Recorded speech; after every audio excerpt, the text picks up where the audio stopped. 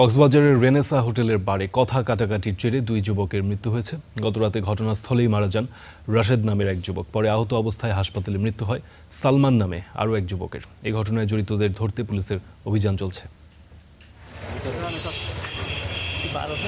বৃহস্পতিবার রাত 11:30 কক্সবাজার শহরের রেনেসা হোটেল বার। মদ্যপানের এক পর্যায়ে তর্কে জড়ান কয়েকজন যুবক। এ সময় সালমান নামের এক যুবক কাচের বোতল ও ছুরি দিয়ে আঘাত করে নাজিবুল হক রাশেদ নামে একজনকে।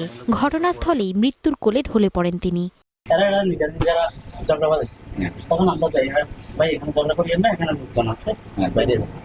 তখন এরা মারামারি দিয়েছে দোকান থেকে মদ এখানে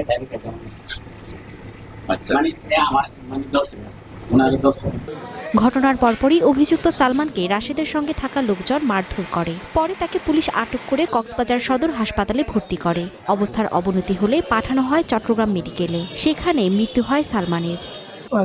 যারা ওরা ছিল এরাই ওদেরকে ইচ্ছামতো ছুরিয়াঘাত করছে। পুলিশ জানায় বারটি অনুমোদনবিহীন। জড়িতদের ধরতে অভিযান চলছে। কর্তৃপক্ষের বিরুদ্ধে তো আসলে ব্যবস্থা নিতে হবে। এখানে নার্কোটিক্স ডিপার্টমেন্ট আছে, প্রশাসন আছে, লাইসেন্সের বিষয়টা তো তারা ডিল করে। আর আমরা আমাদের পক্ষ থেকেও আমরা এটা চেক আপ করবো। আর এখানে ঘটনা এদের ভূমিকা কি ছিল ওটা আমরা দেখবো। যারা আসছে ওদের কিভাবে আসছে, এটা বিশেষ করে মাদক যারা লাইসেন্স দিচ্ছে তাদের দেখা দিয়ে এরপর আমরাও দেখবো।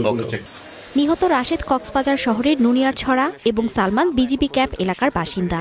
ঘটনার পর এলাকা জুড়ে বিরাজ করছে থমথমে অবস্থা। Desk report, star news.